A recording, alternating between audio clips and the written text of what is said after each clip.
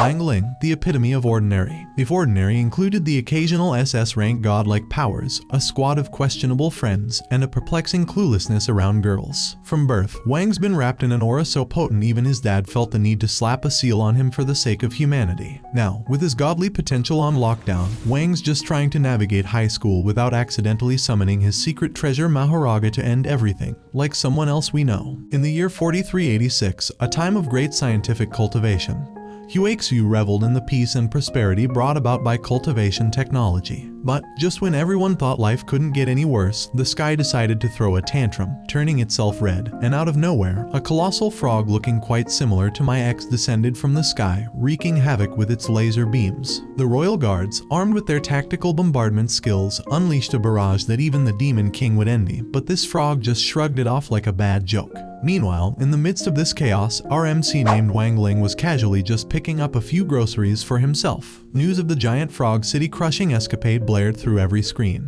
But this guy, being built different, was more focused on his snacks. While munching away, a royal guard spotted him and desperately tried to warn him about the impending danger. The boy, however, was too engrossed in his snacks to notice. The guard leaped in heroically, saving the lad from becoming froggy roadkill. Bewildered, the boy dropped his snacks, and the guard, after securing his moment of heroism, returned to the epic battle. Enter Zhuyi, the legendary frog-slaying hero of Huaxu, who became a household name for defeating the colossal amphibian. Statues were erected, and tales of his bravery echoed through generations. So basically, he's like Mr. Whatever this guy name is from the show from Dragon Ball Z. Somehow in every single fight he manages to take credit. Fast forward to the new school year at Faction 60. Our once snack-loving lad has blossomed into a fine young man. But, as fate would have it, he encounters a bald senior with questionable intentions like my uncle. This senior, with a knack for head patting and dubious generosity, decides to make a business proposition. Suddenly, a golden beam of magic shoots through the air, sending the bullies flying. Enter Sun Rong, the savior of freshmen and the legendary daughter of the Flower Fruit Water Curtain group. She effortlessly shuts down the bullies, leaving our protagonist in awe of this unexpected display of magic. And so begins the next chapter of our hero's journey in the world of cultivation. The bald senior, trying to save face, mustered the courage to invite Sun Rong down, but her mere descent made the bullies scamper off like startled cats. Sun Rong, with grace and kindness, introduced herself to the freshman, extending a hand for a friendly shake. However, the lad, unfazed and perhaps a bit eccentric, handed her a 10-currency note, thanked her for the protection, and casually walked away, leaving everyone in stunned silence. As the academic year kicked off, freshmen were faced with a pivotal test to determine their class placement. Guided by the holographic presence of the legendary Zhuyi, they learned about the mysterious test of spiritual force. The target, none other than the Demon King that invaded the human world a decade ago, the giant evil frog, sealed beneath the campus. The freshmen's task: hit the frog with all their might. Chen Kao, the brave soul who stood against the bullying seniors, and his friends entered the elite class, while others struggled to make an impact. Enter Sun Rong for her turn at the spiritual force test. Little did the students know, the evil frog absorbed a bit of spiritual force from each freshman every year, gradually gaining strength. The frog grinned, thinking it was in for an easy time, until Wang, aiming to keep a low profile, unexpectedly entered the room. The evil frog, haunted by memories of Wang defeating it years ago, felt a chill down its spine. Wang, pretending to struggle, delivered a blow that shocked everyone. The evil frog, playing possum, transformed into a spiritual spirit, acknowledging the force beyond billions within Wang. The next day, summoning class began, and the main instructor, Pam, introduced herself as a summoning instructor. She explained the basics and revealed that the strength of the summoned spiritual body is linked to the summoner's force level. After the lesson, students practiced summoning, with Sun Rong summoning a skeletal dog and Wang showcasing his true prowess by summoning the giant evil frog. Instructor Pan, intrigued, couldn't help but observe Wang as he left the class, sensing there was more to him than met the eye. Wang's entry into the world was anything but ordinary, with the newborn astonishing the nurse by crawling out of the delivery room unassisted. His father, Mr. Wang, was rendered unconscious on the spot as he witnessed his infant son casually stroll out, scratching his newborn butt. Despite Mr. Wang's attempts to shower him with expensive toys, Wang showed little interest, burdened by the trials that came with being the chosen one and his ability to hear the thoughts of those around him. Facing an early philosophical dilemma, Wang's father insisted he take up the sword, subjecting him to relentless pressure. However, wielding any sword posed a risk due to the overwhelming spiritual force at Wang's fingertips. Contemplating at a rapid rate, Wang found a unique solution, a strategic burst of urine that shifted his parents' focus from sword wielding to diaper changing, inadvertently saving their marriage. This peculiar incident taught Wang his first life philosophy, keeping a low profile. 10 years ago in Shanghai, at the tender age of 6, Wang failed to contain his force, leaving his parents bewildered. Recognizing the need for a low-profile life, the Wang couple, for the first time, reached a unanimous decision to uphold this principle. Mr. Wang scoured the web for ways to contain spiritual forces, successfully implementing a solution before Wang started primary school. Their aspiration was for Wang to lead an ordinary life, and for 10 years, he respected their wishes. As Wang entered the campus, he aimed for a low-key existence, steering clear of Sun Rong's election campaign. However, the temptation of discounted dry noodles led him to cast his vote in exchange for his favorite flavor. Sun Rong's seductive campaign tactics, rooted in the ancient art passed down from Little Wise Guy, affected the entire class, except for Wang, who neutralized the spell with a golden pill from his mother. When Guo Hao inquired about breaking the spell, the instructor explained that a person of strong will and spiritual force could resist it. Sun Rong, undeterred, attempted to cast the spell on Wang, who responded in sign language, praising the flavor of the dry noodles. Unbeknownst to Sun Rong, the golden pill she consumed to reduce her spiritual force inadvertently broke the seduction spell on all freshmen. The weakened Sun Rong collapsed during a demonstration, and Wang's unintentional sign language communication left her pondering about him into the night. In the pill refining class, excitement brewed as students prepared their furnaces for the task at hand. Chen Kao, envisioning impressing Sun Rong, proudly brought forth a copper cauldron passed down from his great-grandfather, who used it for refining level 9 golden pills. Meanwhile, the atmosphere took an unexpected turn when a black limousine rolled up to the school entrance, and a red carpet unfurled, signaling Sun Rong's grand entrance. Wang, nonchalant and minding his own business, found himself unexpectedly greeted by Sun Rong. However, his keen perception noticed the lingering spell over her head, indicating he had inadvertently seduced her at some point.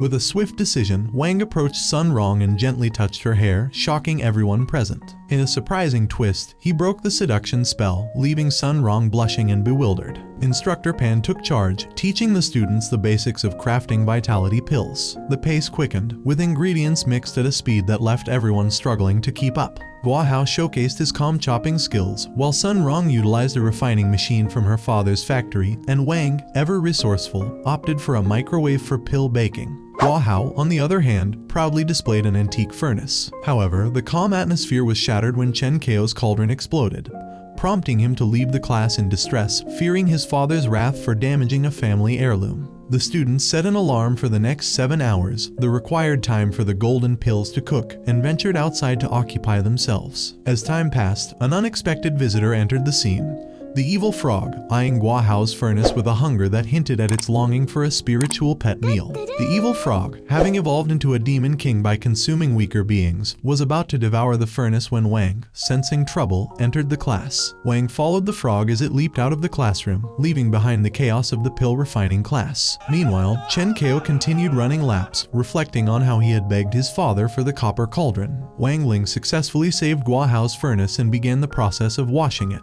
Emerging from the washroom, he found Guo Hao glaring at him. Quick on his feet, Wang attempted to explain, but Guo Hao, armed with a water gun, had other plans. Pointing the water gun at Wang, Guo Hao commanded him to place down his treasure furnace and step away. Meanwhile, the mind devil infiltrated Chen Kao's thoughts during his weakest moment, fueling hatred towards Wang due to Sun Rong's apparent attraction to him. Just as tensions escalated, Guo Hao unleashed a purple potion from his water gun, aiming for Wang, which if this was another anime it'll be called a hollow purple, but you know. Anyways, Wang skillfully dodged the attack, but unfortunately, the potion landed in Chen Kao's mouth as he was about to confront Wang. Concerned for Chen Kao's well-being, Wang attempted to offer assistance, but Guo Hao intervened. He ordered Wang to help carry the ailing Chen Kao to the refining class, where his body had turned an alarming shade of purple. The pentatoxic potion, initially intended for external use, now posed a grave threat since Chen Kao had ingested it. If the toxins weren't removed within 4 hours, Chen Kao's life would be in jeopardy. Guo Hao, realizing the severity of the situation, struck a deal with Wang. If Wang assisted him, Guo Hao would refrain from blaming him for taking the furnace. Guo Hao provided Wang with the necessary ingredients for the antidote, and together they prepared 2 pills. As they anxiously waited for the antidote to take effect, panic set in. Guahao, realizing time was of the essence, employed a magical seal to prevent the evil green dog from devouring the furnace. To their surprise, the green dog's spiritual force had turned the furnace orange, revealing its ability to manipulate timelines. Utilizing the green dog's unique power, Guahao and Wang accelerated the heating process. The first dose of the antidote proved successful when administered to the green dog. With optimism, they fed another dose to Chen Ko. Meanwhile, Wang asked Guahao to stall the teacher and other students from entering the class. Instructor Pan, upon entering, chose to examine Guahao's furnace first. Initially hesitant, Guahao's respect for Wang deepened when Instructor Pan retrieved a golden pill, believing that Wang had swapped it with Guahao's weakened version. Unbeknownst to Guahao, Wang had not interfered, and the green dog inadvertently assisted in the successful baking of the golden pill with the antidote.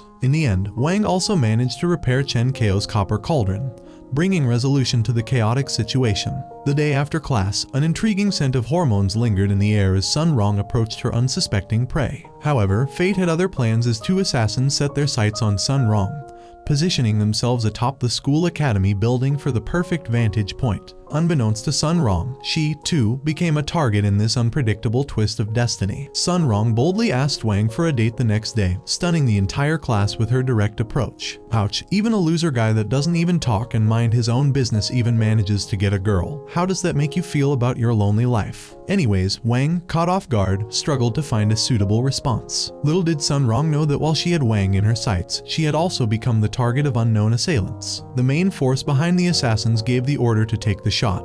But just as they pulled the trigger, Wang sensed their presence. An overwhelming pressure from him caused the attackers to hesitate. Sun Rong, frustrated, continued pressing Wang to agree to the date. The unexpected interruption came when the plump instructor entered the class, summoning Wang to follow him. Wang seized the opportunity to escape and followed the instructor, leaving the confused assassins without their target. The green dog, from another building, had witnessed the entire scene. As Wang escaped with Instructor Wang Zukeng, he had no idea that this incident would transform into a love story, gaining attention on Faction 60's official website. Wang, now famous as the Force 5 value guy, was escorted to the office of Joint Honorary Master Immortal Jui. Jui, recognizing Wang Ling's true identity as the little boy who defeated the Demon King, expressed his determination to make Wang his master. In a surprising turn of events, Wang cast the trick of forgetting on Jui, erasing the memory of their encounter, and left the office. The Demon King appeared before Wang, informing him of the impending danger from the assassins. The following day, when Wang woke up, he found a black limousine outside his home, and a girl waiting at his door for a date. Despite the conflicting emotions and media coverage of Sun Rong's date proposal, Wang's family insisted that he finish his meal quickly and go out with the girl. Eventually, unable to resist the pressure, Wang decided to go on the date. The media broadcasted news of Sun Rong and Wang's date, drawing the attention of the persistent assassins who continued to follow them. In an attempt to protect Sun Rong, Wang repeatedly thwarted the assassins' plans and used the trick of forgetting to erase the memory of each encounter. The date continued with a ride on the Ferris wheel, and as fireworks lit up the sky, Wang's attention momentarily diverted. Seizing the opportunity, the assassins took over their cabin, but Wang swiftly acted, throwing them away. In a final act of secrecy, Wang asked Sun Rong to keep their adventures hidden using the trick of promise at 100%. The assassination attempt on Sun Rong had failed, marking an unprecedented failure for the Shadow faction, known for a flawless track record over the past 100 years. This failure led the leader of the Shadow faction to issue the Shadow Kill Order, a drastic measure to salvage their damaged reputation. The following day at the academy, Sun Rong unknowingly became the target of a spying device, while the leader of the Shadow faction also took notice of Wang, recognizing his impressive force value of 5. As Sun Rong approached Wang Ling, who was pointedly ignoring her, the atmosphere intensified when Chen Ko and Guahao surrounded her, bombarding Wang with questions about their recent date. The conversation halted abruptly as Sun Rong joined them, her bodyguards forming a protective barrier around her. At this moment, Wang Zukeng arrived, bringing news of the lingering threat from the assassins who had targeted Sun Rong in Heavenly Paradise. Sun Rong was placed under special protection, but she pretended to be unaware of the danger. Jui, unexpectedly appearing on the scene, claimed to have spotted the assassins when Sun Rong and Wang were leaving the park. Jui began praising Wang for handling the situation, prompting Wang to discreetly use the trick of forgetting on him as well. However, the revelation of the Shadow faction's Shadow Kill Order against Sun Rong took the forefront. Jui disclosed this alarming information, creating a new layer of complexity, and danger for Sun Rong's safety. The leader of the Shadow faction, infuriated upon discovering Juyi's sabotage, cursed him for thwarting the assassination plan. Juyi, however, had already implemented special security precautions for Sun Rong. Demonstrating the complete security system of the school, Juyi showcased the 7-star squad deployed in the sky to prevent distant snipers or aerial attacks. Meanwhile, the leader of the Shadow faction relayed all the information to the first line, leading to an attack on the school grounds. The guards were swiftly neutralized by Zhu Feng, a member of the Hammer team. A late arrival from the Shadow faction, Zhu Ying, a master assassin in the Golden Pill phase, received confirmation from Zhu Feng that the yard was cleared, allowing her to enter the building. While the students were preoccupied with their smartphones, discussing the unfolding situation in their class group, Wang Zuking sarcastically interrupted their conversation. The guards within the building were eliminated by Zhu Ying, an expert in toxins. However, the arrival of cruisers for protection annoyed Zhu Feng. In the midst of the chaos, Wang Zuking unexpectedly threw a white chalk at Zhu Ying, who dodged the attack. Zhu Jian, the leader of the Hammer team, utilized his invisibility skills to escape the notice of the 7-star squad. Possessing a magic hammer with immense power, Zhu Jian successfully accumulated his force, preparing to shatter any magic formation. Wang Zuking, disappointed with the Shadow faction assassins, shattered Zhu Jing's thunder hammer with his bare fist. Zhu Jing attempted to escape using a surprise toxic smoke bomb but stumbled on the door opened by Wang, who was receiving a gift package. While Sun Rong worried, Juyi assured her that Wang would be fine. Zhu Feng, having subdued all the guards, attempted to tame the green dog but fell victim to its life force draining bite. The green dog reverted to its original form, finishing Zhu Feng with an energy blast. Wang, spotting Zhu Jian accumulating force, approached to collect his drone package. The 7-star squad briefly stopped Wang but approved the parcel as non-threatening. Passing by Zhu Jian, Wang informed him of the failure of the assassination plan and the defeat of his subordinate. Enraged, Zhu Jian attempted a power overload to disrupt the security system but failed to harm Wang in his primary phase. Zhu Jian collapsed, bleeding profusely. The Shadow faction leader seethed at the plan's failure. Wang, taking Zhu Jian away, encountered Juyi, who praised him. Using the trick of forgetting once again, Wang made Juyi believe he was responsible for the successful intervention. The captured assassins were handed over to the police, and Wang, feigning injuries, acted in front of the students, ensuring the safety of Sun Rong and resolving the crisis at the academy. Wang, under the pretense of being on sick leave, had credited Master Juyi for the successful intervention and acted injured. Sun Rong, genuinely concerned about Wang's well-being, summoned the best medical experts and constructed a private healing cabin with an all-immersive experience. Valuable medicines showered on him automatically every hour to aid his recovery. Wang's mother, unaware of the ruse, brought him breakfast, prompting a conversation about his extended sick leave. She insisted that Wang return to school the day after tomorrow. Chen Kao, Hua Hao, and Sun Rong later visited Wang's house with gifts. Sun Rong, in an effort to build a relationship with Wang's mother, presented her with expensive nutritional pills, herbs, and gifts. On the day of the attack, when Wang feigned injury, Sun Rong had called for his family's private chopper. Wang, playing dead, observed everything with closed eyes. Wang Zuking had also given something to Chen Kao to deliver to Wang: the annual spiritual power test. Sun Rong was concerned about Wang's health and opposed him taking the test, as it could consume a lot of vital spirits. Hua Hao suggested using an injection that Sun Rong had brought, but the sight of the needle scared Wang. When Wang suddenly woke up, he snatched the annual spiritual power test from Chen Kao, declaring that he felt much better and would be returning to school the day after tomorrow. Chen Kao and the others waited for Wang to take the test together. Chen Kao demonstrated how to use the annual spiritual test, emphasizing that true cultivators could visualize power. Meanwhile, across the country, countless students attempted to surpass a bar that Wang simply ignored. The chairman of the 59 faction, Tang Jings, set a new record in the annual spiritual sword competition, surpassing Juyi's 10-year record by over 300 points. Hua Hao's spiritual test fell below expectations, leading him to contemplate suicide, but Chen Kao intervened. Sun Rong, ranked second in the overall ranking, took the test next, inadvertently damaging Wang's room. When it was Wang's turn for the spirituality test,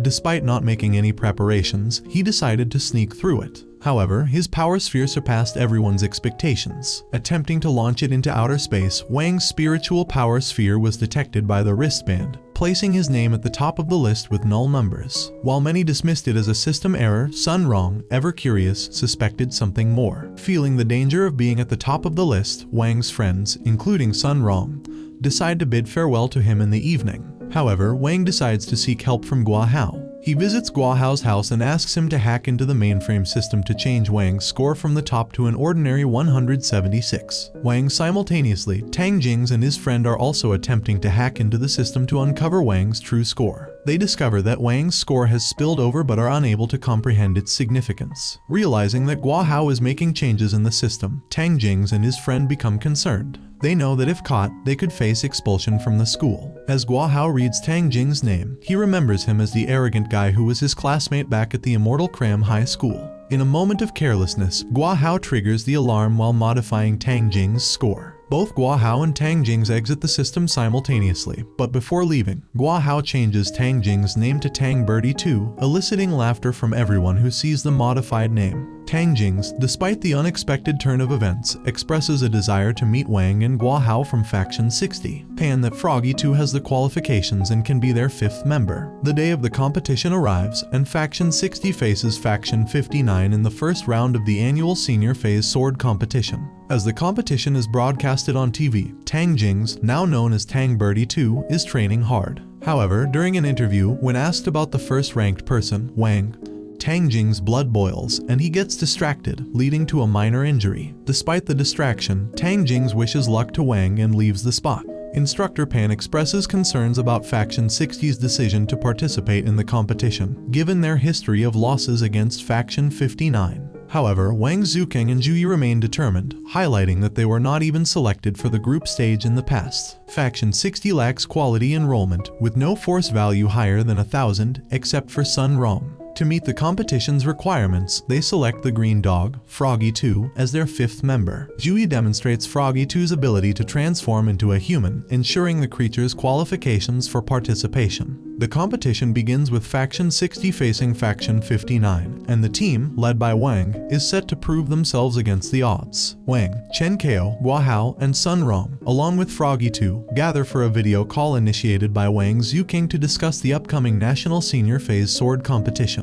Wang Zuking informs everyone about the competition and urges them to prepare their spiritual swords within 3 days. Chen Kao receives the generational sword Lai Kao from his father, a significant heirloom. Guahao reveals his spiritual sword, forged with the teeth of a night devil tiger, a level 3 spiritual beast. Wang Zuking is surprised by the fact that these level 1 students already possess spiritual swords. Sun Rong showcases her sword named Ocean, and Froggy 2 surprises everyone with his sword named Sky. Wang Zuking emphasizes the importance of patience in cultivating a sword spirit. Initially, the sword spirit's body is in a chaotic state, but with consistent efforts, it solidifies and evolves, gaining intelligence. They are informed that the upcoming lessons will focus on the maintenance of spiritual swords, and in advanced sword lessons, they will learn about flying and fighting with swords. During the video call, everyone expresses curiosity about Wang's sword. However, the discussion shifts to Tang Jing's team, and the instructor is shocked to see the 5th person on the list, a gangster named Beifeng. Provided by Tang Jings, the instructor gives Tang Jings the freedom to handle the situation, indicating that they can afford to lose this year. Wang, feeling hesitant about participating in the competition and revealing his true power, decides to seek advice from his parents. They discuss recent news about an explosion at a spiritual force chemical plant in the city, cautioning against the purchase of magic wares with high spiritual force density near spiritual figures. The Cultivation Council's armored cruise troop surrounds the Shadow Faction's headquarters, marking the first time in history that the lair has been found. The leader of the Shadow Faction has been arrested, and resistance is only present on a few upper levels. Zhuyi arrives on the scene, drawing media attention, and he shares his encounters with the Shadow Faction, expressing confidence in foiling their plans again. Wang queries his parents about his sword, leading him to retrieve it from the attic. As he prepares to open the box containing the sword, he receives a message from Wang Zukeng about their visit to Faction 59 the next day to familiarize themselves with the venue. Wang, still uncertain about participating, avoids showing his sword.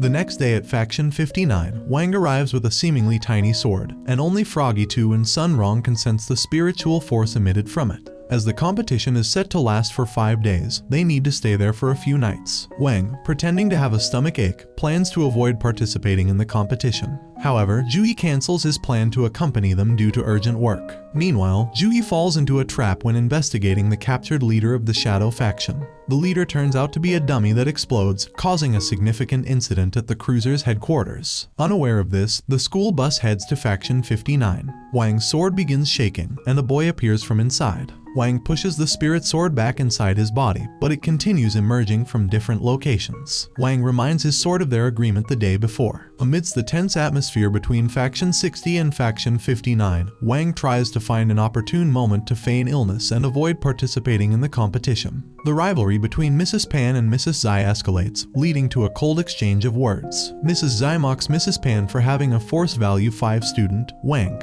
Seizing the chance, Wang pretends to fall ill. Mrs. Zai, wanting to expose Wang's true power, uses the grand testing trick on him. However, at that precise moment, the sword spirit reveals itself, notifying Wang of a short circuit in his amulet. Wang's true power is unveiled, stunning everyone present. The force of his spiritual energy knocks everyone to the ground. To stabilize himself, Wang takes a low-power pill, preventing extreme instability. Mrs. Pan shifts the blame to Mrs. Zai for Wang's condition. Simultaneously, Jui acts swiftly, detonating the bomb and creating chaos. The leader of the Shadow faction, witnessing the unexpected turn of events, decides to retreat. Wang's plan seems to be working. Wang, carried away by the medics, left Faction 59 puzzled about the origin of the colossal shockwave. Sun Rong, entering school, encounters Tang Jingzi, a fellow graduate from the same cultivation cram school. But tensions rise as Sun Rong, angered by Faction 59's actions, nearly throws a punch at Tang Jingzi. Luckily, his friend Yishabei steps in to prevent a full-blown brawl. Chen Kao attempts to intervene, but Faction 59 students stop him. Sun Rong, on the verge of attacking Tang Jingzi, is stopped by Wang Zuking, who advises her to calm down. Faction 59 exits calmly, leaving Wang in the care of medical professionals. Inside the operation theater, the bandages are removed, only to reveal that Wang is nowhere to be found. He used a flash trick, causing more damage to his amulet. Wang contacts his father, informing him of his precarious situation. Meanwhile, Mrs. Zai outlines the rules for the upcoming competition between Faction 60 and 59, emphasizing the 5 altars representing metal, wood, water, fire, and earth. The next day, Faction 59 is chosen as the competition arena due to an attack on Faction 60's campus. Wang, unable to use his spiritual force, follows the guidance of the Spirit of the Sword, seeking an exit in Faction 59. Simultaneously, the 5th member of Faction 59 appears, creating a wave of water and offering Sun Rong a flower. Bufeng proposes a deal to Sun Rong to deal with Faction 59, but she refuses. Bufeng, showcasing his power, brutally beats Chen Kao for interfering. However, Wang intervenes and catches Chen Kao, surprising everyone by restoring his annihilated arm. Wang's grand trick of repairing, however, takes a toll on his amulet. Bufeng, testing Wang's potential, attacks him, but Wang, unfazed, approaches Sun Rong calmly. Jui is also on his way to Faction 59. The leader of the Shadow faction captures the leader eyeing Wang, and Bufeng, attempting to flirt, gets a taste of her power. As Wang returns to the corridor with his favorite dry noodles, he witnesses Bufeng tied upside down, facing the consequences for his actions. The leader of the Shadow faction, Jiang Liang, has bound Bufeng and Wang with immortal binding ropes and thrown them on top of a building, unaware that Wang is a potential spiritual force bomb capable of catastrophic destruction. As Jiang Liang stomps on Wang, calling him a useless force-valued 5th guy, the sword spirit of Wang wakes up and questions the reason for their predicament. Jiang Liang's subordinate drags Bufeng away while she continues her assault on Wang. The amulet has vanished, and Wang must control his emotions to prevent a burst of negative energy. The sword spirit attempts to distract Wang by talking about crispy dry noodles, successfully calming him and stopping the shaking sky. Jiang Liang, now disguised as Bufeng, plans to infiltrate Faction 60 and kill Sun Rong. Meanwhile, Mrs. Zai and Mrs. Pan engage in mockery, with Mrs. Zai revealing that their 5th member is a human, unlike Faction 60's 5th member, a green dog brought for the competition. Jiang Liang, disguised as Bufeng, bursts into the conference room claiming that Wang has been kidnapped. The subordinate guarding Bufeng and Wang provides water to Bufeng. Bufeng, the trickster, tries to win over the subordinate, eventually mocking him as a weak driver. To everyone's surprise, the driver unveils his true potential, revealing a strong spiritual force. Jui arrives at Faction 59, and Jiang Liang, still posing as Bufeng, fabricates a story about a blonde girl kidnapping Wang. Sun Rong, undeterred by the threat of the Shadow faction, beats the guards and takes matters into her own hands to save Wang. The dancing old bald driver has neutralized the guards using a wolfberry attack, and then, revealing his seriousness, summons a cavalry and infantry with the yellow disc treasure house. Sunrong, utilizing her 13 more swords technique, counters the attack. Outside Faction 59, Wang Ling's father requests entry to meet his son, hoping for an exception from the guards. The situation is becoming more complex and intriguing as the characters navigate through deception and danger. A sudden series of explosions in the sky grab the guards' attention, creating chaos. Froggy too expresses a desire for the old driver as his night snack. Sunrong struggles against the laughing old driver's attack, who reminisces about his boss, Zhang Liang, and compares Sunrong's talent to hers when they were the same age. The old driver uses gravity to pull Sunrong down. In an unexpected turn, time reverses to the moment before the battle begins. As the old driver drops Bufuing to the ground, Wang seizes the opportunity to reveal himself without being caught. Sunrong, entering the old building's field, witnesses Master Zhui hanging the old driver in place of Wang. The hostages are secured, and the old driver is taken into custody. Wang instructs his spiritual sword, Jink, to stay close to the real Bufuing and prevent any escape attempts. Wang devises a plan to cancel the competition by preventing Bufuing's participation, hoping to escape without causing any disasters. However, Zhang Liang, disguised as Bufuing, surprises everyone by participating in the competition. Special communication devices are provided for the teams, but Wang's mind reading fails against Zhang Liang. Despite his initial reluctance, Wang finds himself participating in the competition due to the efforts of his friends in rescuing him. The irony isn't lost on him, but feeling obligated to contribute after their efforts, he resolves to do his best. Before Wang Ling's father can give him a new amulet, the competition has already started, and Wang is sent to the arena. Zhui greets Mr. Wang and learns about the critical situation. If Wang's amulet breaks, the world will be destroyed. The stakes are high as Wang faces the challenge he sought to evade. As Mr. Wang places the amulet on Wang, silence falls over him, signifying the dual function of the amulet, not only sealing Wang Ling's force value but also restraining his passion. Yishibe notices a discrepancy in Bufeng's spiritual force compared to their records, prompting caution from the team. Chenkeo positions himself in the west near the altar of metal. Yishibe uses their system hacking skills to track everyone's locations. Sunrong stands in the north near the altar of water, the dog is in the south by the altar of fire, and Bufeng's spiritual source is near the dog. Wang's spiritual source remains undetected by Yishibe. Faction 59's fourth member is in the center, and Guahao, secretly observing, becomes the target of Tang Jingzi's sudden attack, eliminating him on the spot. However, Guahao responds and starts running. Tang Jingzi instructs Yishibe to handle Chenkeo at the altar of metal while he heads to the altar of water to confront Sunrong. Liang Fei moves toward the altar of wood to face Wang. Guahao loses one of his lives early in the competition, but Faction 59 begins seizing the altar of Earth. Yishibe engages in a battle with Chenkeo, utilizing the web of dimensions to capture him and control his body through false neuron signals. Froggy too faces Zhang Liang disguised as Bufeng, taking cover behind a rock after exchanging blows. As Liang Fei approaches the altar of wood, he discovers Wang lying on the ground. Guahao intervenes, attacking Liang Fei. Sunrong, who is seizing the altar of water, is suddenly attacked by Tang Jingzi. Sunrong deftly dodges the attack and removes the sword from the altar, leading to both swords transforming into human forms. The competition intensifies with strategic moves, unexpected attacks, and the unveiling of human form swords. The dynamic interactions between the characters add layers of complexity to the unfolding events. Sunrong retaliates against Tang Jingzi with a massive water dragon, only to have it slashed in two with a single blow from Tang Jingzi's sword. Faction 59 successfully seizes 3 altars, and Tang Jingzi calls for Bufeng's assistance at the altar of water against Sunrong. Zhang Liang, seizing the opportunity, makes her move. Yishibe starts seizing the altar of metal, while Tang Jingzi activates his blowing snow technique against Sunrong's water-natured sword. The water altar freezes, and Sunrong must defeat Tang Jingzi before Bufeng arrives. She attacks Tang Jingzi's sword vigorously, attempting to turn the tide. Faction 59 secures 4 out of 5 altars. Sunrong pushes Tang Jingzi's sword around the altar, but suddenly Bufeng arrives, breaking one of Sunrong's swords. A loud noise follows, and the ice shatters, giving Sunrong an opportunity to escape. Tang Jingzi, heading towards the altar, informs Bufeng that he doesn't care about his true identity as long as they win.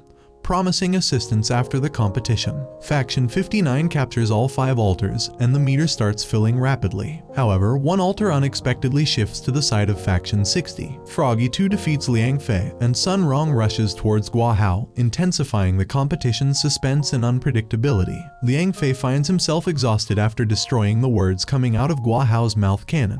The unique limitation of Guo Hao's mouth cannon, unable to repeat the same word for a while, becomes a weakness as he struggles to think of new phrases. Froggy 2, observing the battle between Liang Fei and Guo Hao from the bushes, plans to absorb the leaked spiritual force during the confrontation. However, Froggy 2 spots Wang and retreats into hiding. In a strategic move, Liang Fei kicks Wang, pretending to hurt him, enraging Guo Hao and causing him to unleash a barrage of new phrases from his mouth cannon. Seeing Guo Hao's efforts, Wang starts feeling for his friend, but he knows he cannot reveal any emotions or spiritual force due to the fragile state of his amulet. As the amulet begins to crack, Froggy 2 jumps onto Wang's neck, absorbing the negative energy and allowing Wang to use his spiritual energy. Wang and Froggy 2 combine spiritually, and as Liang Fei attempts to challenge Wang, he shatters Liang Fei's sword with a mere fingertip touch. The force is overwhelming, sending Liang Fei out of the arena, akin to being hit by a roaring truck from his left side. Faction 60 seizes the Altar of Woods as a result. Meanwhile, Mrs. Zai starts flattering Wang Zuking, questioning if he taught Wang the human-beast combination. Wang Zuking deceives her, claiming he invented the technique. The battle becomes a mix of strategy, deception, and unexpected alliances, keeping the audience engaged. Wang Zuking returns home after the competition and spends 3 days and nights attempting to teach his dog, but the efforts yield no results. Yishibe informs Tang Jings that the force value 5 Guy's spiritual force has merged with the dog's, overpowering Liang Fei. The combined spiritual force is formidable, making it challenging for anyone to handle. Faction 60 seizes the Altar of Fire, and Yishibe captures the Altar of Metal, while Guo Hao remains at the Altar of Woods. Sun Rong's location remains elusive to Yishibe. Wang heads towards the Altar of Metal, and Tang orders Bufeng to move towards the Altar of Earth, with Liang Zheng tasked to reclaim the Altar of Fire. Faction 60 suffers a disadvantage due to the combined spiritual force, but Faction 59 has the advantage of holding more altars. Tang anticipates Wang's next move, speculating that he is heading for the Altar of Water. Tang recognizes that a direct confrontation would result in heavy losses for both factions. Faction 59 must avoid the combination and not face Wang directly. Tang strategizes to maintain constant movement, seize more altars easily, and secure the final victory. Tang Jingzi orders Yishibe to move to the Altar of Wood and meet him there, providing continuous updates on the status of the combination. Wang arrives at the Altar of Metal and successfully seizes it, prompting a mysterious smile. Chen Kao notices the unusual expression on Wang's face, a rare occurrence that only his father understands. Faction 59 successfully regains control of the Altar of Wood and Fire, shifting the balance of power in their favor as the competition unfolds. In this critical moment, Wang grasps Tang Jingzi's strategic approach, realizing that he is employing the strategy of 3 racing horses. Understanding that no matter how powerful he is, seizing the remaining altars would lead to entrapment, Wang decides to power up, aiming to be faster than the competition and seize all altars before the enemy arrives. As Wang is about to launch his move, Sun Rong unexpectedly speaks up. Sun Rong is revealed to be with Guo Hao. Tang Jingzi and Yishibe suddenly appear in the Altar of Woods. Guo Hao and Sun Rong begin moving towards the Altar of Fire. Upon reaching it, Guo Hao mocks Liang Zheng, while Sun Rong attempts to capture the Altar of Fire. Simultaneously, Wang successfully seizes the Altar of Water. Tang Jingzi and Yishibe rush towards the Altar of Fire, creating a tense race for control. Liang Zheng observes Sun Rong's movement towards the Altar of Fire, heightening the intensity of the competition. The dynamics of the strategic maneuvers and unexpected alliances add layers of complexity to the unfolding events, keeping the outcome uncertain and the audience on the edge of their seats. Bufeng arrives at the Altar of Metal where Chen Kao is positioned, waiting for the approaching enemy. Tang Jingzi instructs Zhang Liang, disguised as Bufeng, to do whatever it takes for their victory. Sun Rong and Tang Jingzi have known each other since childhood, with their families having connections for generations. Despite their shared history, they have been arch rivals, adding personal stakes to the ongoing competition. As Liang Zheng rushes to stop Sun Rong from seizing the altar, Guo Hao attacks him from behind using his mouth cannon. However, Liang Zheng stumbles and falls on a rock, redirecting the attack towards Sun Rong. Despite defending herself, Sun Rong falls from the steps of the altar. Recalling her father's words about their prestigious lineage as descendants of Sun Fengchao, Sun Rong vows not to lose to those who have humiliated the Sun family for 14 years with their art of confinement, the Tang family. Tang Jingzi arrives at the fire altar and berates Liang Jings for delaying. Guo Hao attempts to stop Liang Zheng, but Tang Jingzi intervenes, destroying the barricades created by Guo Hao. Sun Rong engages in a fierce battle with Liang Zheng, and Tang Jingzi's spiritual sword shatters Sun Rong's sword. Tang Jingzi delivers a powerful punch to Liang Zheng, expressing the desire to win with a score of 5-0. However, realizing the current situation, he considers accepting a score of 4-1, as Faction 59 may have hedged their bets. If Faction 60 seizes the Altar of Fire first, Faction 59 will likely focus on capturing altars to maintain their lead, forcing them to give up defending one of their own altars. The strategic maneuvering and shifting dynamics continue to unfold, creating a gripping narrative within the competition. Tang Jingzi strategically assigns Bufeng to the Altar of Metal and Yishabei to the Altar of Water, with the specific task of watching over Wang. Yishabei's ability to anticipate Wang's every move ensures that even if Wang seizes an undefended altar, Faction 59 will quickly fill the vacancy, resulting in a 1-for-1 exchange. To tip the scales in their favor, Sun Rong must seize the Altar of Fire, while Chen Kao defends his altar against Bufeng's advances. Chen Kao engages in a tense battle with Bufeng, dodging attacks and resisting Bufeng's attempts to gaslight his emotions. During the confrontation, Jiang Liang refrains from using her long-range tricks, and Zhu Yi, observing the match through cameras, senses something suspicious about Bufeng. Realizing this, Bufeng utilizes fallen metal leaves on the ground, launching a combined attack towards Chen Kao. Despite enduring the assault, Chen Kao tries his best to defend the altar. Tang Jingzi becomes annoyed with Bufeng's delayed progress at the Altar of Metal. Sun Rong, determined to face Tang Jingzi alone, orders Guo Hao to leave the Altar of Fire. Guo Hao falls behind as Sun Rong challenges Tang Jingzi with a single sword. Meanwhile, Guo Hao begins summoning the spirit of the Devil Teeth Sword, knowing that he only has one chance to successfully summon it. Chen Kao, overwhelmed by his emotions, cries due to his perceived weakness. Mr. Wang attempts to force Mrs. Zai to stop the competition, warning that the world will be destroyed if it continues. Sun Rong struggles in her defense against Tang Jingzi, while Chen Kao tries to hold on to the altar. Suddenly, Yishabei informs Tang Jingzi about two bursting spiritual forces from the altars of metal and fire. Sun Rong sacrifices the spirit of her sword to summon the spirit of the Fire Phoenix using the Devil's Teeth Sword, and Chen Kao unleashes his true power of Buddha. Sun Rong and Chen Kao successfully secure both of their altars. In a surprising turn of events, Faction 60 takes the lead with a score of 4-1. Jiang Liang, unable to contain herself any longer, unveils her true identity, and Wang successfully seizes the Altar of Wood. Sun Rong's meticulous planning becomes evident as Faction 60's best possible outcome would be securing the Altar of Fire with Sun Rong and Guo Hao, while Chen Kao defends the Altar of Metal. However, this would only result in a score of 3-2, and Faction 59 would maintain their lead. To ensure Faction 60's victory, an extra move is required, and the ideal candidate for this task is Wang.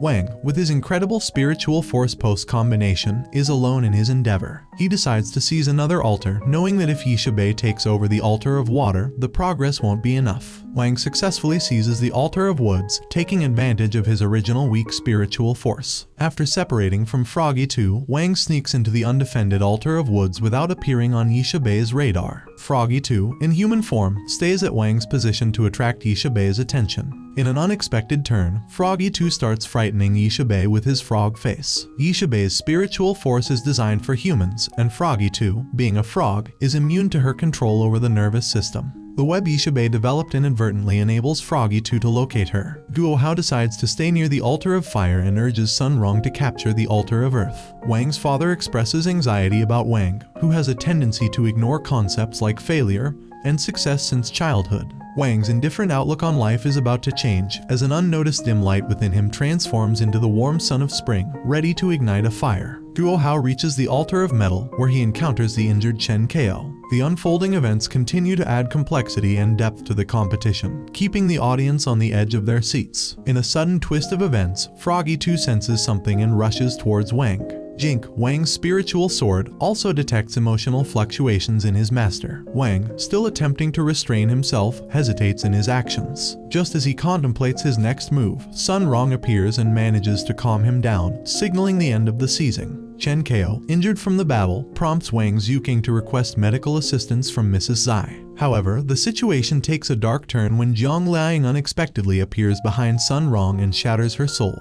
breaking through the emotional barrier in Wang's heart. Without warning, Froggy 2 intervenes, stopping the flow of time to prevent irreversible damage. Wang Ling, fueled by intense plot armor emotions, brutally attacks Zhang Liang, overwhelming her completely. He is on the verge of killing her when a sudden shift in his emotions halts the assault. Zhang Liang, seemingly resigned to her fate, desires death. Wang's focus shifts and he remembers Sun Rong. Rushing towards her, he attempts to use his grand trick of repairing, but it fails. Zhang Liang's cruel attack has shattered Sun Rong's soul into pieces, and the grand trick of repairing is rendered useless. Despite Froggy 2 stopping the flow of time to keep Sun Rong breathing, her life is hanging by a thread.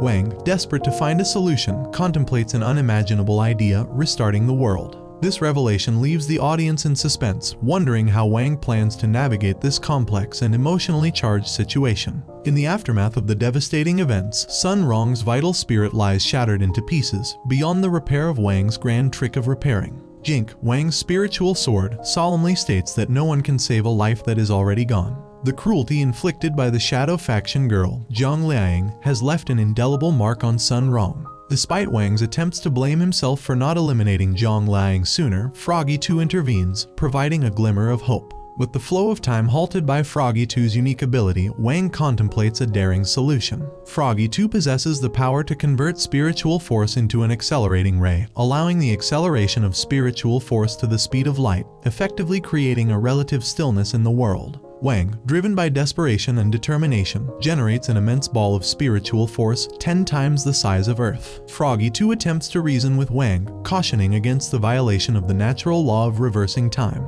Unperturbed, Wang Ling, with Froggy 2's collaboration, controls his negative energy and embarks on a perilous journey. The combination of Wang and Froggy 2, along with the injection of an enormous amount of spiritual force, triggers a phenomenon resembling a bolt of lightning. In an instant, the timeline rewinds to a pivotal moment, a moment where Wang was being bullied by the bald aggressor. However, this time, Chen Kao and Guo Hao come to Wang's rescue. The world is similar yet different, lacking the presence of Sun Rong. Wang, now living a peaceful life without the turmoil of the previous events, experiences a stark contrast. He runs after a black limousine in the evening, but this time, Sun Rong is not in the car. As Froggy 2's manipulation of time converges with Wang's manipulation of space, fueled by an injection of an immense amount of spiritual force, a new world is created. This new world absorbs everything from the old world, heralding the destruction of the previous reality. In the underworld, the shockwaves reverberate and the new monarch senses the disturbance. The white assistant, believing it to be an earthquake, is joined by the black assistant, who presents the soul of Sun Rong. The monarch, upon hearing Sun Rong's name, is taken aback and attempts to match her DNA with the master's. The results, showing a 99.04% match, shock the monarch. Both assistants dismiss Sun Rong's presence as a mere dream. Meanwhile, in the new world, Wang Ling lives unaware of the events transpiring in the underworld. The monarch alters records and sends Sun Rong's soul back, seemingly erasing her from the picture. Jink, Wang's spiritual sword, witnesses Sun Rong's return to life and explains the situation to Wang. Jink implores Sun Rong to use him to prevent Wang from creating a new world. Sun Rong, determined, rushes towards Wang with Jink in hand, but getting close proves challenging. Despite the difficulties, Sun Rong succeeds in stopping Wang from destroying 3 worlds when she pierces through him with Jink.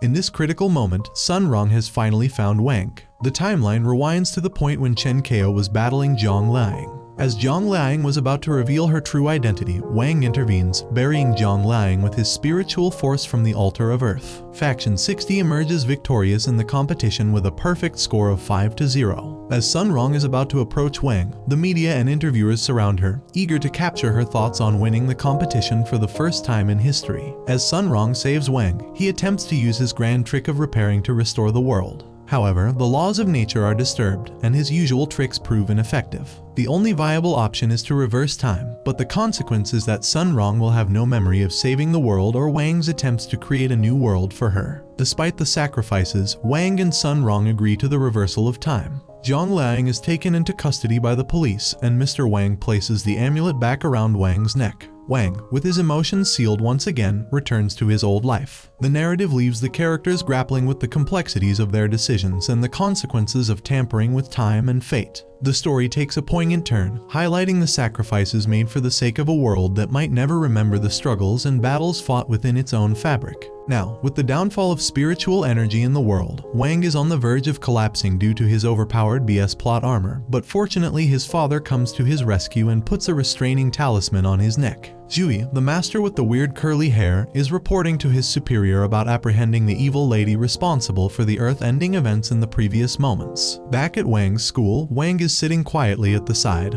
wandering into the blue sky, just wanting a peaceful life. Their teacher enters the class and announces that there will be a spiritual energy test to check whether the students of the elite class pass the threshold to stay in the elite or not. Fuho approaches Wang in the bathroom to beg him. He wants him to make some pills so that he can pass the spiritual energy test with ease. Wang is bothered that the weak-ass fatty came to him for help, but he decides to help him regardless. The principal demonstrates the test and basically, the student has to stand and withstand a literal thunderbolt fall on his head. Kinda barbaric, I must say. Fu Hao and Wang are concocting some performance-boosting pills in the lab. No, not those kinds of pills, the spiritual energy-boosting pills. They are rated by their instructor, but they manage to send her off by taking off their clothes and making her believe that they are just drying their clothes off. Fatty has consumed the pills in confusion and goes Super Saiyan for a moment but is brought back to his weak self by a spank from Wang. Fu Hao manages to pass the test, and when it comes Wang's turn, he makes a thunderbolt so grand that it malfunctions all over the city around him with boss music. He transforms his cute little fairy assistant into a wooden sword and gives it to Sun Rong, who uses it to cut the cord and shut the machine off in all Zoro style. However, the slash makes a crack in their dimension and the demon in a hell-like dimension notices this. The demon lord inquires his assistant about the crack, and he tells him that it leads to the human world and is sucking their world's spiritual energy. This enrages the demon, and he remembers he sent a demon frog to subdue the human world. Little does he know that the frog has turned into a dog and is living the life of his dreams with humans. He orders his assistant to go check on him. Froggy gets a notice of his master visiting him and he runs to Wang for protection. Instructor Pam is also disappointed that Wang passed the test, and she decides to visit him. She asks the principal to come along too, but it seems like the principal has some fun things to tend to. Froggy's master enters the human world and sends a message to Froggy that he is coming, which sends shivers down his spine. Froggy tells Wang about how fearsome and strong his master is. Mr. Wang is working on a new talisman which will help him improve his speech. He asks Froggy to help him, but the dumb dog sticks it upside down, leading to a leak in the spiritual energy. However, Froggy finally makes himself of some use and devours it before a catastrophe strikes. Instructor Pam reaches their home, and the new talisman is working wonders. Wang is no longer a lame introvert. He impresses his instructor with all the work he was supposed to do in the last semester and also makes some pencils and erasers dance on his whim. This makes his parents worry that this might be a little excessive, and Wang's mom tries to divert Pam in quite a seductive manner, saying that she wants to show her around the house. Wang's dad makes some adjustments and changes the talisman, however this time, Wang unintentionally makes all the furniture of the house live. His mom distracts Pam by taking her to do some private talk. She tells her the sob story about Wang's depressing past. Wang uses Froggy as a rifle to subdue the floating furniture. This gives Froggy's position to his master, and he teleports to Wang's house. However, at the same time, Wang's talisman malfunctions again, and as Froggy's master opens the door, he is vaporized by the BS plot armor of Wang.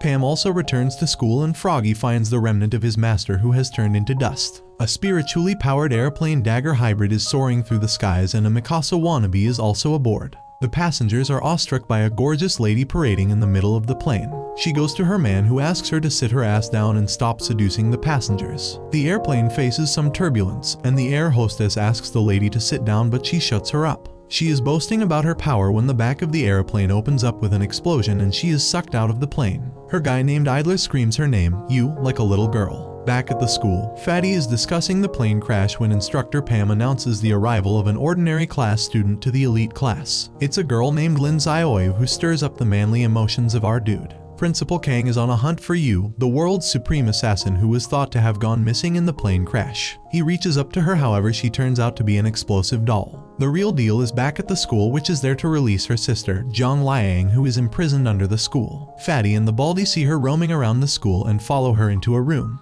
They are prying around when Lin Xiaoyu comes into the room and starts changing her clothes. However, before they can see her in her full glory, she finds them and goes after them, mistakenly opening a path to the underground in the room. The three of them fall into the hole and Wang follows them. Yu finally finds her sister chained in a hall and trapped in a cage. Her sister is happy thinking she came there to save her, but to her dismay, she is there to kill her for not fulfilling the contract to kill Sun Rong. Before she can kill her, they are interrupted by the fall students. Wang teleports them to a room which appears to be a secret hideout. They find some investigations carried out by the idle beauty, the whiny man on the plane. Yu tells her sister that she was sucked into the demon world during the plane crash and there she came across the contract. She found out that her sister became the leader of the Shadow faction, so she is here to kill her now. She delivers a powerful attack, however Principal Kang interferes. The students also uncover the story, and it turns out that the plane crash was due to Froggy coming into the human world. Also, the whiny guy is actually Principal Kang, who was waiting for Yu to come back all along. He kisses Yu in front of her sister, who burns with jealousy. Principal Kang delivers a lecture on how to keep a man's sword happy. Wang's sword spirit complains that he has also not been maintained. I wonder how one can maintain a whatever he is though. Fatty asks Wang's girl about her sword, to which she replies that the spirit within her sword is undergoing heat. Baldy has bought a maintenance kit online, however it isn't of use on his sword, so he offers to maintain Fatty's sword instead. They ask Wang to join them in visiting a sword maintenance shop. His sword can maintain itself and we see the spirit getting hit on by some ladies. Wang and company go to a sword shop but find Lin Xiaoyu working there maintaining swords. She tells them her sob story of how she was taken care of by a sword spirit, and when she was 8, her sword spirit walked out on her to get some milk and never returned. So she worked in several sword stores in an attempt to find her. Tang arrives there and shoves some swords on Lin Xiaoyu to maintain, but she says that it will take her 3 days to complete. However, Tang wants her to complete them in a day. Sun Rong tries to defend Lin, but she accepts the payload and says that she will do overtime as she needs the money. The group wants to help her have a sword of her own, so on Wang's suggestion they decide to forge her a sword. They sneak into the shop at night, and when Lin goes home, they take out the materials and design. They assess the materials each one of them brought, and of course, Wang's material was the one to break the machine. They throw everything in a furnace to melt. The next day, Lin arrives at the shop and finds everyone there. They give her a weird musty sword and instantly breaks into tears. It turns out that it's the same as her previous sword. Tang arrives at the scene and asks Lin Xiaoyu to be the trial opponent for his sword. They go into the arena and Tang shows off his swordsmanship. He dashes towards Lin, but the Wang's material in the sword has turned it into a demonic sword and it starts sucking the spiritual energy of Tang and his sword. He turns into an ugly old bastard, and before he succumbs to death, Wang's sword returns and breaks Tang's sword. Lin thanks the group for forging her such a great sword, and Wang's sword kid tells him that he was maintained quite well by some ladies, and it's revealed that the lady who maintained him was Lin's long-lasting spirit sister who went to buy milk years ago. Lin Xiaoyu gets possessed by Froggy's master, whose ring was used as material by Wang. He sees Sun Rong and blabbers about enacting some sort of revenge on her. Meanwhile, a girl is giving some sort of lucky sachet to her crush on the campus when she is caught by Principal Wang, who is acting like a true cock block. Sun Rong sees this and worries about her sachet when she is approached by Lin Xiaoyu, who offers to help her as she lives on the campus. Zhang Liang is trying to get out of the prison and uses a magic arrow to damage the seal. Not gonna lie, that cake doesn't deserve to be kept captured like that. Fatty tells Baldy about the mirror of the moon bridge, and Baldy gets afraid of the bizarre things that happen in the mirror. Sun Rong comes in and taps Wang in the head with a ruler. It's some sort of mating call to get him to come to the back gate of the school. However, Fatty and Baldy come along to third and fourth wheel them, much to Sun Rong's dismay. The four of them go to wander around the school at midnight, and Baldy is scared out of their pants when they come across Lin Xiaoyu, who is there to guide them. However, Zhang Liang gets free at the same time and gives out demonic laughter that scares our party. Baldy and Fatty go to the bathroom to take a break. Zhang Liang decides to escape the Supreme Hall through the drains and comes out of a toilet, scaring both the weaks with their meta spirits leaving their bodies. Wang comes into the bathroom and flushes Zhang Liang back to Principal Kang's man cave. She finds a lift and decides to take it. But as she reaches the surface, she runs into Wang again, who sends her back to the hole where she came from. Any chances our exes down there too? By any chance, if they are, please keep them. Lin Xiaoyu leaves Sun Rong alone with Wang so Sun Rong can do the deed with peace. However, the demon master of Froggy is waiting for midnight so he can take Sun Rong back to the demon world and enact revenge on her ancestors as they decimated members of the demon clan years ago. Sun Rong takes Wang to the mirror and attempts to give him the love sachet. However, Lin Xiaoyu interrupts and attempts to take Sun Rong to the demon world through the mirror. However, Zhang Liang comes to get her shot at Sun Rong. He scoops Sun Rong from between, and Zhang Liang punches the demon master out of Lin Xiaoyu's body back into the demon world. Then she is punched to oblivion by Wang himself, with boss music in the background. Baldy is watching a live stream of an online hoe and has sent her a gift like the pathetic simp he is. His efforts don't go in vain though, and the e-girl invites him to a voice call with her. Weird curly hair, also known as Jui, has summoned some very old geezers from the past to discuss some important matters with them. He tells them that the demons are trying to infiltrate the human world and he needs their guidance. Wang is vibing to some music when Fatty tells him that Baldy is getting punished by his father in front of everyone for being a simp. However, Blady gives the reason that he was just trying to help the online hoe. His father understands, but when he comes to know that he also gave her a family heirloom, he gets enraged and slices his phone in half. Wang, his girl, Fatty, and Lin Xiaoyu are discussing the event, and Lin Xiaoyu calls the transfer of spiritual energy over the internet witchcraft. Baldy has not learned his lesson and has again joined the online hoeing session. They think the online hoe is a demon in disguise, and Fatty attempts to hack her livestream down. But the force is strong with this little hoe, and she defeats Fatty's little attack. Baldy is deep in hoe's tactics when Sun Rong tries her seduction technique on him. It has an effect on him for a small time, but the online hoe pumps up her game and Baldy gets down bad for her again. Sun Rong gets depressed as her seduction has failed her. Baldy's father comes in and gets sad at the pathetic state of his son. He slashes his computer, which enrages Baldy, and he transfers his spirit through the internet to the online hoe's room. It is revealed that the online hoe is an ugly demon in disguise that is harvesting spiritual energy. Wang comes into action, and he pulls Baldy through the internet when the ugly demon is trying to vacuum his spirit into a spiritual can. Sun Rong's father is going through a financial crisis and is trying to get some spiritual energy from his friend, but the friend declines. He also gets a court summon, which worries Sun Rong. The group visits Sun Rong's family, and it turns out that after going bankrupt, they have reverted to the Stone Age, quite literally. However, they are confident that they will rise once again. Tang's family, on the other hand, is very happy about the Sun family's demise. It is revealed that they are involved in the Sun family's current situation by collaborating with a mysterious figure named Uncle Richman, who manipulated stocks and caused the Sangun family's bankruptcy. Sun Rong, on the other hand, has a deep chat with Wang.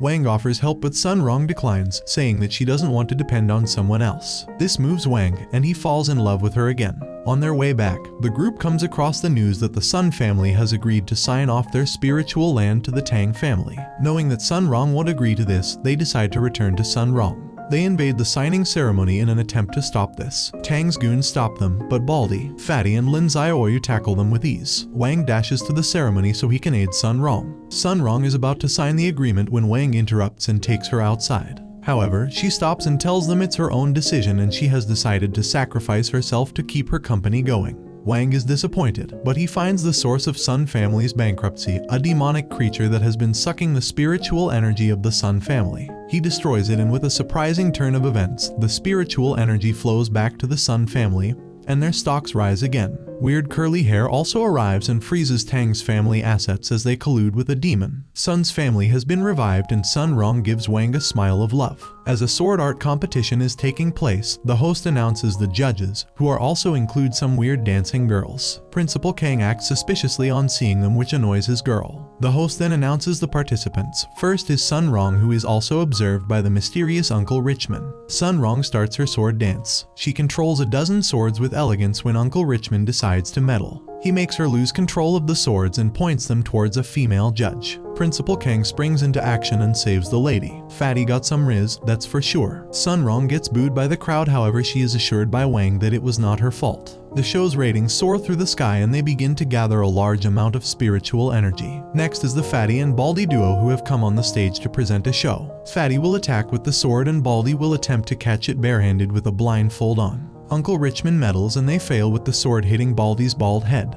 Next is a girl from Faction 59 and she performs an impressive show. Ratings are going at all-time highs with spiritual energy flowing in like crazy. Uncle Richman is happy harvesting the spiritual energy. Lin Xiaoyu is next, and she starts her beautiful dance that captivates everyone. She makes a tree grow from scratch and then sets it on fire. However, she isn't able to extinguish the flames. Sun Rong comes into action and uses her sword dance, and they both finish their dance together. The viewer count reaches 1 billion, which makes Uncle Richman come out of the shadows and he casts his magic, turning everyone seeing the show into his puppet. Why does this sound similar to my uncle, just in some different contexts? But it is revealed that our guy has cleverly ruined his plans. The host turns into a bodybuilder and punches Uncle Richman into oblivion. However, it turns out that he has turned evil too and has made everyone into an evil puppet except Sun Rong, Wang, and Lin Xiaoyu. Zhang Liang tries to seduce a guard to secure the keys to her cage, however the guard sees through her sloppy seduction tactics and decides to be better than Baldy. But at that moment, all the guards fall under ultimate control, the technique that Uncle Richmond used to control everyone.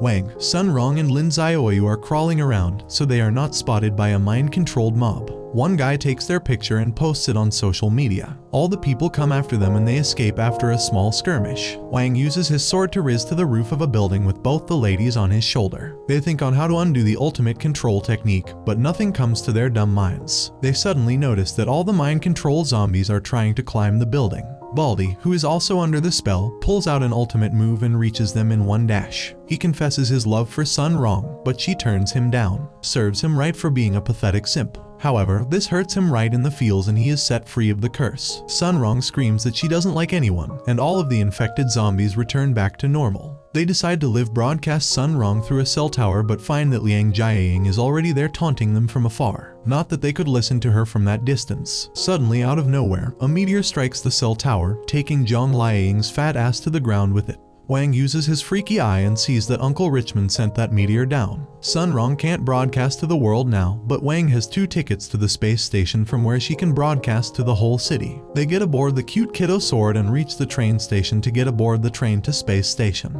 Baldy pulls out a bold move and decides to stay back to cover them against the mind-infected zombies. Lin Xiaoyu stays back with him too. Wang and Sun Rong get aboard the train and start their journey to the space station. On their journey, Wang starts to say something, and Sun Rong gets horny thinking he might express his love for her, but he says that Baldy and Lin Xiaoyu could have also joined them as there was no one to check their tickets. They reach the space station and Sun Rong turns down the whole world with a boring speech and ultimately frees everyone from mind control. Uncle Richmond shapeshifts into a snake demon and is riding a meteor to Earth, attempting to destroy the world along with himself. But Wang throws his cute kiddo sword at it and smashes it and then enjoys a romantic moment with his girlfriend. Wang's class is visiting an animation studio, and the owner introduces them to the animation culture. He takes them to the offices, and we see the replica of Mappa Studio inside there. Employees are being overworked and they strive to meet the deadlines. Looks like something doesn't change even in a world of magic. The owner, Mr. Tang, introduces them to the producer, a cute chick, who tells him that the director has run away. The owner gets enraged, however quickly finds a solution and decides to make the elite class the director for the day. They all go to the key animation department where a key animator shows them how shit is done. Baldy ruins his hard work though and asks him to make 24 FPS animations. He uses his liver power to draw 24 FPS animation. But Baldy is still not satisfied and asks him to make it 60 FPS. The key animator loses it and jumps from the window. This sounds like I'm watching Kaizen Jumps In all over again. Wonder when we will get news of a Mappa employee falling down to his death from the Mappa building. Next is the photography department where a worker shows his talent with the help of a computer. However, Baldy drops some facts and says that his work is missing the soul that hand-drawn works have.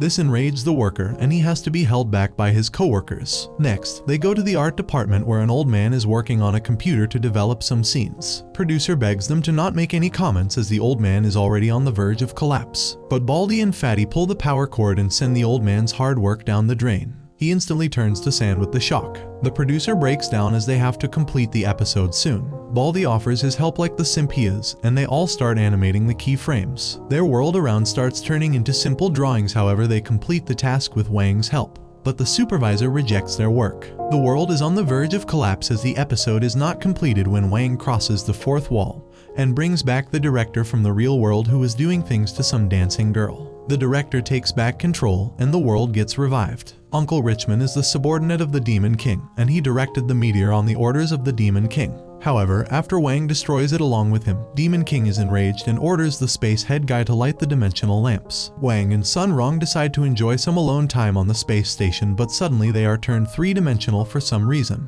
Weird Curls guy has called an emergency meeting to subdue the demons entering the human world from the spatial crack that Wang made a while back. To close it, they need a massive amount of spiritual energy, and they can't connect with the world's known practitioner for some reason. Back on the space station, Wang and Sun Rong discover that they are caught in a loop. It is revealed that the demon's counselor has sealed them in that dimension so the demons can infiltrate the world easily. Demons have infiltrated the world, and some hero practitioners are fighting against them, but they are not having any victories. Sun Rong has given up hope like the weak she is. However, our guy Wang pulled some control panels of sorts and modified themselves to be of higher quality. I swear to gosh, I still can't figure out what this weird Chinese anime is all about. Anyway, an old great master pulls out a grand technique and defeats a large demon. But the Demon King sends a plethora of meteors towards the earth infested with dragons who start to ravage the world. Sunrong is seeing the world get destroyed and loses all hope again. But Wang decides to overload the GPU using mirrors and particle effects. Counselor's 3060 is overloaded, and the dimensional seal is broken from Sunrong and Wang. Wang makes a move towards the world through space and enters the battlefield like the boss he is, with boss music in the background. He is about to wreck all the demons when a butterfly girl appears out of nowhere and teleports him away with her. We get a flashback of young Lin Xiaoyu who is practicing with her dad. It is revealed that she came from a species of butterfly people whose world was conquered by the demons a long time ago, and her father sent her to the world where she was brought up by the sword spirit. She told her backstory to Wang, and now they are going to see the Demon Emperor. Back on Earth, everyone loses hope as Wang disappears without a trace. But they get a live broadcast from the space station from Sunrong, who motivates them to fight with a long plot armor speech. Her speech has an effect and everyone on Earth picks up arms against the demons. On the demon home planet, Lin Xiaoyu brings Wang to the Demon Emperor and asks him to release her sword spirit sister as per the agreement. Demon Counselor attempts to make them fall on their knees, however fails to make Wang do so. He basically just pushes him on the side with a wave. This excites the Demon King, and he comes down to play. He asks Wang for his name and punches him, but Wang blocks it, saying get this BS out of here. Sunrong is fighting from the space station when the cute little kiddo sword of Wang returns to her hands. Wang goes against the Demon Emperor and handles him like a little biatch. The Demon Emperor makes a run for it, but Wang catches up to him. They exchange multiple blows and attacks and circle around the demon world multiple times when Wang stops him with his tusks and throws him back to his castle. Demon Emperor begs him to stop, however his counselor mistakes the restraining figure on his neck to be his soft spot and removes it. Uncontrollable spiritual energy flows out and destroys the demon world instantly. All the demon dragons collapse on the ground and die, and humanity celebrates its victory. Wang and Lin Xiaoyu return back to the earth, and Wang asks Lin Xiaoyu to call his dad to come up with a new spiritual sticker immediately, or he may destroy the earth too. Curly weird-haired guy took the credit once again, and Sun Company prospered and Earth started going back to normal without knowing the true identity of their savior,